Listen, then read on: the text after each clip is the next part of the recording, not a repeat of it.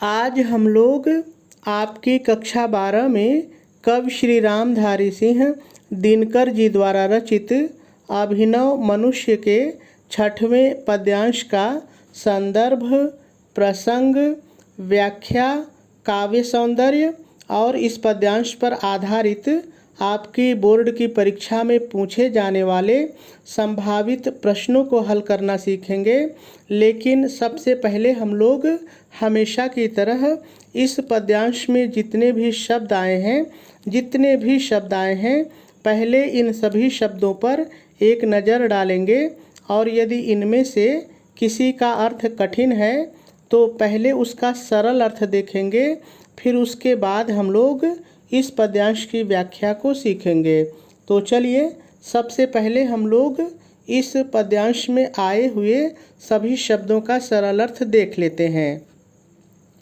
किंतु, किंतु माने परंतु या लेकिन, परंतु या लेकिन दोनों होता है, जो आपको अच्छा लगे एक लेके व्याख्या कर लीजिए।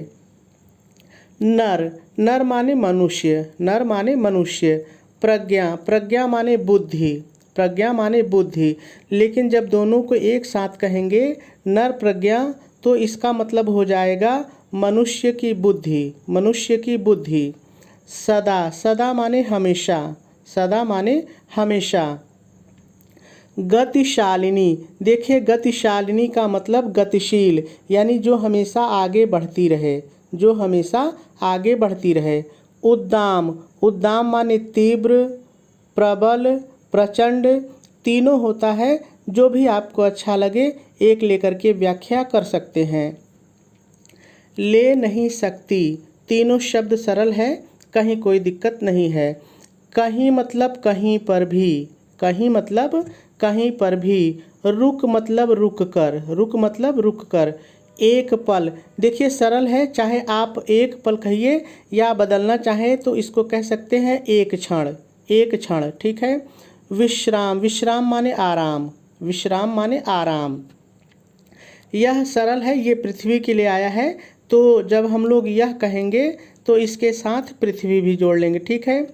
परीक्षित, देखिए परीक्षित का मतलब होता है भली भांति परीक्षा की गई या जांची गई, भली भांति परीक्षा की गई या जांची गई, यानी जिसका अच्छी तरह से परीक्षण किया जा चुका हो, जिसके बारे में अच्छी तरह से जाना जा चुका हो, ठीक है। भूमि माने पृथ्वी या धरती, भूमि माने पृथ्वी या धरती दोनों होता है, जो आपको अच्छा लगे एक ले लीजिए। यह, देखिए यह भी यहाँ जो आया है ये पृथ्वी के लिए ही आया है, ठीक है, पृथ्वी के लिए।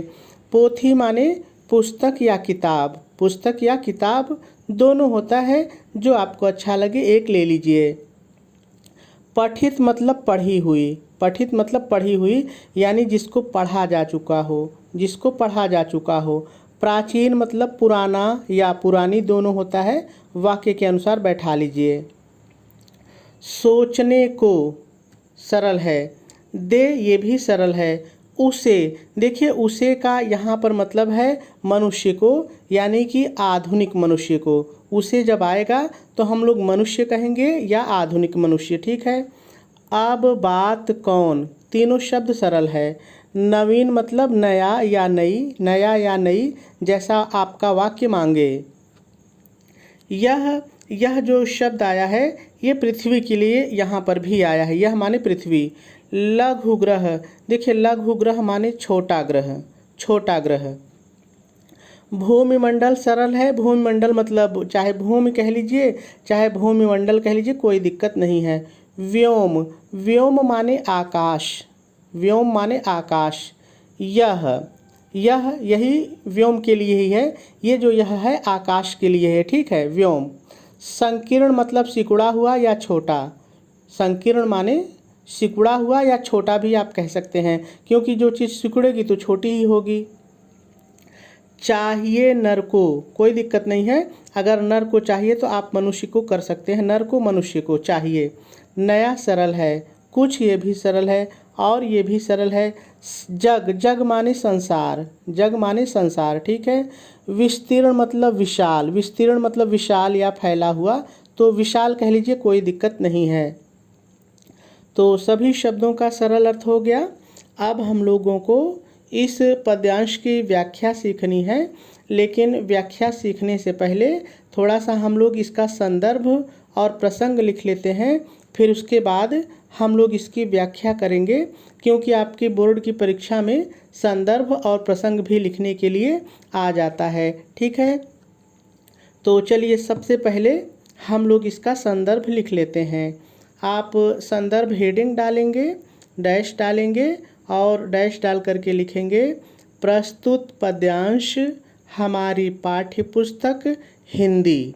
यदि आप कला वर्ग के विद्यार्थी हैं तो हिंदी कहेंगे, ठीक है। लेकिन यदि आप विज्ञान वर्ग के विद्यार्थी हैं तो कहेंगे सामान्य हिंदी के काव्य खंड में संकलित अभिनव मनुष्य शीर्षक से उद्धृत है। इसके रचयिता श्री रामधारी सिंह दिनकर जी हैं। यह पद्यांश उनके प्रसिद्ध काव्य ग्रंथ कुरुक्षेत्र से लिया गया है। पूर्ण विराम लगा देंगे और आपका संदर्भ भी पूरा हो जाएगा। चलिए अब प्रसंग की बात करते हैं। देखिए, प्रसंग की यदि बात की जाए तो हर व्यक्ति अपने तरीके से प्रसंग लिखता है और हर व्यक्ति के लिखने का तरीका अलग होता है। लेकिन बात बस इतनी होती है कि प्रसंग में हम वही बात लिखते हैं जो कवि अपनी भावना व्यक्त करता है, या यूँ कहा जाए कि जो पद्यांश की मुख्य बात होती है, जो व्याख्या की मुख्य बात होती है, हम उसी को प्रसंग बनाते हैं। तो देखिए इसका क्या प्रसंग होगा। आप प्रसंग हेडिंग डालेंगे, डैश डालेंगे और डैश डाल करके लिखेंगे प्रस्तुत पद्यांश में कवि श्री रामधारी सिंह दिनकर जी कहते हैं कि मनुष्य ने पृथ्वी के सभी रहस्यों का ज्ञान प्राप्त कर लिया है, किंतु अब भी उसकी तीव्र बुद्धि नवीन रहस्यों को जानने के लिए प्रयत्नशील है। पूर्ण विराम लगा देंगे और आपका प्रसंग भी पूरा हो जाएगा। चलिए अब हम लोगों को इस पद्यांश की व्याख्या सीखनी है, लेकिन व्याख्या सीखने से पहले थोड़ा सा हम लोग ये जान लेते हैं कि आखिर इस पद्यांश में है क्या। तो व्याख्या समझना हम लोगों के लिए बहुत ही आसान हो जाएगा। देखिए, बहुत ही सरल पद्यांश है। इस पद्यांश में है क्या कि जो कवि श्री रामधारी सिंह दिनकर जी हैं वो कह रहे हैं कि मनुष्य ने सृष्टि के सभी रहस्यों को जान लिया है और यह पृथ्वी मनुष्य के लिए एक छोटे से ग्रह के समान हो गई है। लेकिन मनुष्य की बुद्धि हमेशा गतिशील और तीव्र है। ऐसे में उसे कुछ नया सीखने के लिए एक और विशाल संसार की आवश्यकता है। लेकिन कवि इन सभी बातों को कह किस तरह से रहे हैं, आ जाइए पद्यांश पर चलते हैं और जानते हैं। तो कवि दिनकर जी कहते हैं, किंतु नर प्रज्ञा सदा गतिशालिनी उद्दाम, ले नहीं सकती कहीं रुक एक पल विश्राम। कवि श्री रामधारी सिंह दिनकर जी कहते हैं कि मनुष्य ने सृष्टि के सभी रहस्यों को जान लिया है। अब आ जाइए पद्यांश पर।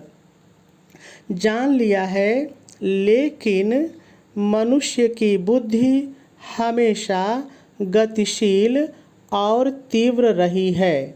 यह अपने से जोड़ लीजिए, यह एक पल भी कहीं पर रुक कर आराम नहीं ले सकती है। और पूर्ण विराम लगा देंगे। चलिए एक बार फिर से दोनों लाइन की व्याख्या को देखते हैं। बहुत ही सरल है। देखिए, सबसे पहले आप व्याख्या हेडिंग डालेंगे, डैश डालेंगे और डैश डाल करके पहले थोड़ा सा आपको अपनी तरफ से जोड़ करके लिखना पड़ेगा। आपको अपनी तरफ से क्या जोड़ करके लिखना पड़ेगा, ध्यान से सुनिए। प्रस्तुत पद्यांश में कवि श्री रामधारी सिंह दिनकर जी कहते हैं कि मनुष्य ने सृष्टि के सभी रहस्यों को जान लिया है अब आ जाइए पद्यांश पर। जान लिया है लेकिन मनुष्य की बुद्धि हमेशा गतिशील और तीव्र रही है। यह एक पल भी कहीं पर रुक कर आराम नहीं ले सकती है। और पूर्ण विराम लगा देंगे। चलिए आगे देखिए। यह परीक्षित भूमि, यह पोथी पठित प्राचीन, सोचने को दे उसे अब बात कौन नवीन। आगे दिनकर जी कहते हैं, यह पृथ्वी भली भांति जांची जा चुकी है और यह पृथ्वी रूपी पुस्तक भी पढ़ी जा चुकी है और मनुष्य के लिए प्राचीन हो चुकी है। ऐसे में अब यह पृथ्वी इस मनुष्य को कौन सी नई बात सोचने के लिए दे। अब यहाँ पर फिर थोड़ा सा अपने से जोड़ के लिखना है।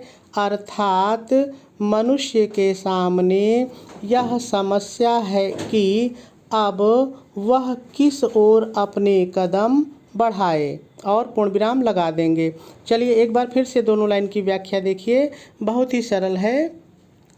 देखिए कवि दिनकर जी कहते हैं, यह पृथ्वी भली भांति जांची जा चुकी है और यह पृथ्वी रूपी पुस्तक भी पढ़ी जा चुकी है। यह मनुष्य के लिए अब प्राचीन हो चुकी है। ऐसे में अब यह पृथ्वी इस मनुष्य को कौन सी नई बात सोचने के लिए दे। अब आपको अपने से जोड़ना है। अर्थात अब मनुष्य के सामने यह समस्या है कि वह अपने कदम किस ओर ले जाए। ठीक है, और पूर्ण विराम लगा देंगे। चलिए आगे देखिए।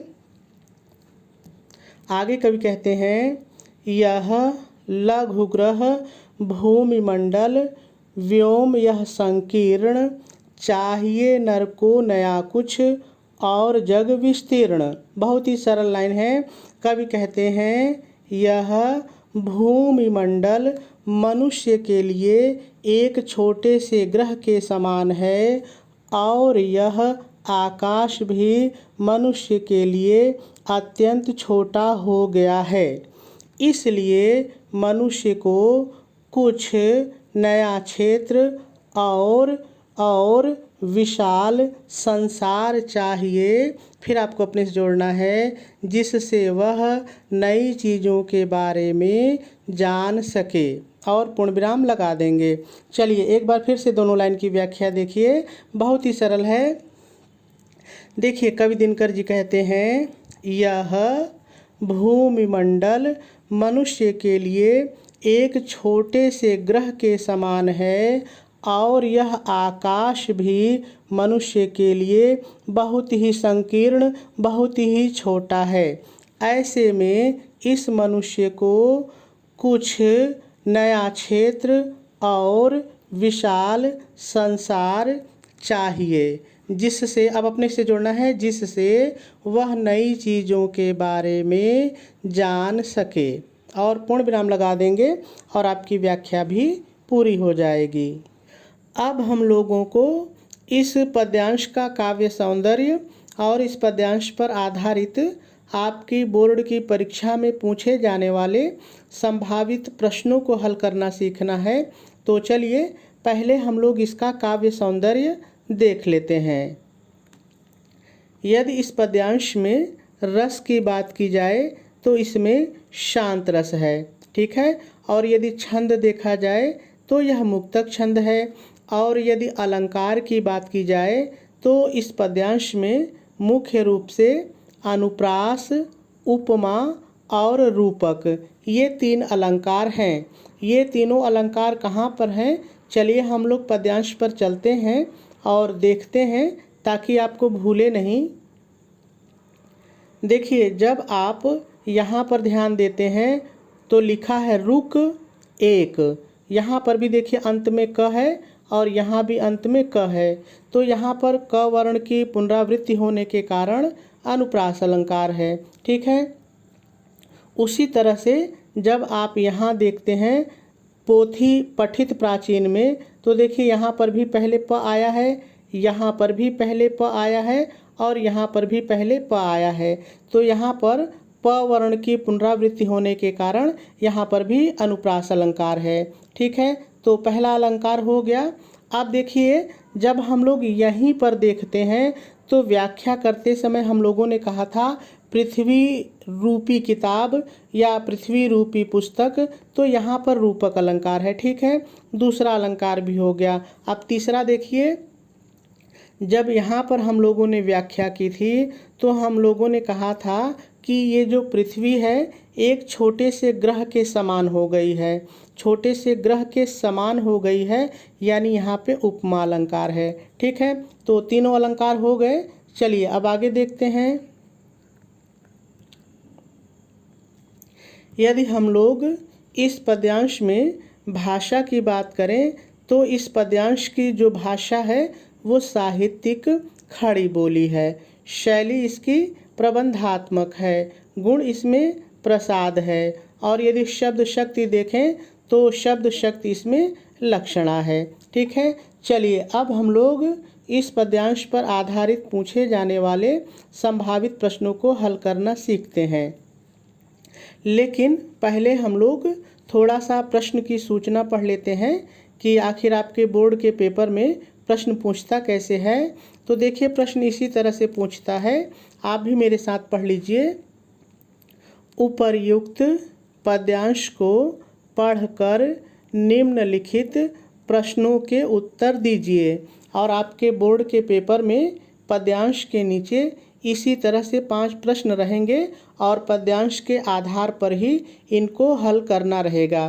ठीक है। लेकिन एक बात यहाँ पर जान लीजिए कि जो मैंने यहाँ पे 5 प्रश्न लिए हैं ये प्रश्न भी आपकी परीक्षा में आ सकते हैं और इससे अलग भी आ सकते हैं, क्योंकि एक ही पद्यांश पर बहुत सारे प्रश्न बन जाते हैं। अब पेपर बनाने वाला कौन सा प्रश्न बनाएगा कोई नहीं जानता है, लेकिन इतना ज़रूर है कि यदि आपने किसी भी पद्यांश का संदर्भ, प्रसंग, व्याख्या और काव्य सौंदर्य को अच्छी तरह से समझ लिया है तो उस पद्यांश से संबंधित चाहे जितने प्रश्न पूछे आप सबका उत्तर लिख लेंगे, कहीं कोई दिक्कत नहीं होगी। तो चलिए यहाँ पर जो 5 प्रश्न हैं हम लोग इसको हल करना सीखते हैं। तो पहला प्रश्न आपसे पूछ रहा है, प्रस्तुत पद्यांश का संदर्भ लिखिए। तो आप कैसे लिखेंगे, देखिए आप उत्तर डालेंगे, हेडिंग डालेंगे संदर्भ और डैश डाल करके लिखेंगे प्रस्तुत पद्यांश हमारी पाठ्य पुस्तक हिंदी। देखिए यदि आप कला वर्ग के छात्र हैं तो हिंदी ही लिखेंगे, लेकिन यदि आप विज्ञान वर्ग के छात्र हैं तब आप सामान्य हिंदी लिखेंगे, इसको नहीं लिखेंगे। ठीक है। और यदि आप आर्ट के विद्यार्थी हैं तब इसको लिखेंगे, इसको नहीं लिखेंगे। ठीक है। ये चीज़ थोड़ा आपको ध्यान रखना है। तो फिर से एक बार सुन लीजिए, प्रस्तुत पद्यांश हमारी पाठ्य पुस्तक हिंदी सामान्य हिंदी के काव्य खंड में संकलित अभिनव मनुष्य शीर्षक से उद्धृत है। इसके रचयिता श्री रामधारी सिंह दिनकर जी हैं। यह पद्यांश उनके प्रसिद्ध काव्य ग्रंथ कुरुक्षेत्र से लिया गया है। और आपका संदर्भ पूरा हो जाएगा। देखिए थोड़ा सा और एक चीज़ आपको यहाँ पर ध्यान देनी है। देखिए ये जो किताब का नाम है इसको आप काले रंग की पेन से लिखिएगा और सिंगल इन्वर्टेड कामा में लिखिएगा। ठीक है। उसी तरह से शीर्षक का नाम भी आप काले रंग की पेन से लिखिएगा और सिंगल इन्वर्टेड कामा में लिखिएगा। उसी तरह से कवि का नाम भी आप काले रंग की पेन से लिखिएगा और सिंगल इन्वर्टेड कामा में लिखिएगा। ठीक है। और उनकी जो पुस्तक है जिससे लिया गया है आप चाहें तो इसको भी काले रंग की पेन से और सिंगल इन्वर्टेड कामा में लिखेंगे। देखिए इससे होगा क्या कि आपका संदर्भ देखने में सुंदर लगेगा। बाकी आप सबको नीली रंग के पेन से ही लिख सकते हैं, लेकिन जिन चीज़ों को मैंने कहा है कि सिंगल इन्वर्टेड इन्वर्टेड कामा में लिखना है तो सिंगल इन्वर्टेड कामा तो आपको लगाना ही पड़ेगा। ठीक है, चलिए अगले प्रश्न पर चलते हैं। अगला प्रश्न आपसे पूछ रहा है, मनुष्य की खोज की प्रवृत्ति ने उसके समक्ष कौन सी चुनौती प्रकट की है। तो यदि आपने व्याख्या को समझ लिया है तो आप लिख सकते हैं। देखिए, आप उत्तर डालेंगे और लिखेंगे, मनुष्य अपनी खोजी प्रवृत्ति के कारण पृथ्वी के सभी रहस्यों को जान लिया है। पृथ्वी मनुष्य के लिए एक छोटे से ग्रह के समान हो गई है। ऐसे में उसके समक्ष यह विकट समस्या प्रकट हो गई है कि वह अपने कदम किस ओर बढ़ाए। एक बार इसके उत्तर को मेरे शब्दों में सुन लीजिए। देखिए, इस प्रश्न के उत्तर में कवि ये कह रहे हैं कि अब आदमी जो है वो पृथ्वी के सभी रहस्यों को जान लिया है। अब उसके सामने समस्या यह है कि अब पृथ्वी को छोड़ करके वो किधर जाए, किसके रहस्यों को जाने। वही चीज़ मैंने लिखा है। ठीक है, चलिए अगले प्रश्न पर चलते हैं। अगला प्रश्न आपसे पूछ रहा है, यह पोथी पठित प्राचीन में कौन सा अलंकार है। तो मैंने काव्य सौंदर्य बताते समय बताया था कि यहाँ पर प और प वर्ण की पुनरावृत्ति है, इसके कारण इसमें अनुप्रास अलंकार है। तो लिखेंगे कैसे, देख लीजिए। उपर्युक्त पंक्ति में प वर्ण की पुनरावृत्ति होने के कारण अनुप्रास अलंकार है। ठीक है, और इसका उत्तर भी हो जाएगा। चलिए अगले प्रश्न पर चलते हैं। अगला प्रश्न आपसे पूछ रहा है, मनुष्य की बुद्धि यानी प्रज्ञा। ठीक है, मनुष्य की बुद्धि कैसी है। बहुत ही सरल है, आप उत्तर डालेंगे और लिखेंगे, मनुष्य की बुद्धि निरंतर तीव्र गति से गतिशील है। ठीक है, और इसका उत्तर भी हो जाएगा। पहली लाइन में ही इसका उत्तर है। काव्य में जब हम लोगों ने पढ़ा था कि गतिशील उद्दाम, तो वहीं पर है कि तीव्र है और गतिशील है। ठीक है, चौथे का भी उत्तर हो जाएगा। चलिए अगले प्रश्न पर चलते हैं। देखिए, अगला प्रश्न आपसे पूछ रहा है, रेखांकित अंश की व्याख्या कीजिए। ठीक है, तो चलिए हम लोग पहले रेखांकित अंश देख लेते हैं। देखिए, आपको सबसे नीचे दिखाई पड़ रहा है, इसी लाइन की व्याख्या आपको करनी है। मात्र एक लाइन के नीचे रेखा खींची हुई है, तो बहुत छोटा सा उसकी व्याख्या बहुत छोटी सी होगी। क्या होगी, चलिए हम लोग देखते हैं। तो देखिए, आप लिखेंगे कैसे। सबसे पहले उत्तर डालेंगे और हेडिंग डालेंगे रेखांकित अंश की व्याख्या, और डैश डाल करके लिखेंगे प्रस्तुत रेखांकित। एक ही बार रेखांकित रहेगा, मैंने गलती से 2 बार लिख दिया है। प्रस्तुत रेखांकित अंश में कवि श्री रामधारी सिंह दिनकर जी कहते हैं कि, इतना मैंने पहले अपने से जोड़ लिया है। अब लाइन की व्याख्या है, कहते हैं कि इस मनुष्य को अब कुछ नया क्षेत्र और व्यापक संसार चाहिए, जिससे वह नई चीज़ों के बारे में जान सके, और आपके रेखांकित अंश की व्याख्या भी पूरी हो जाएगी।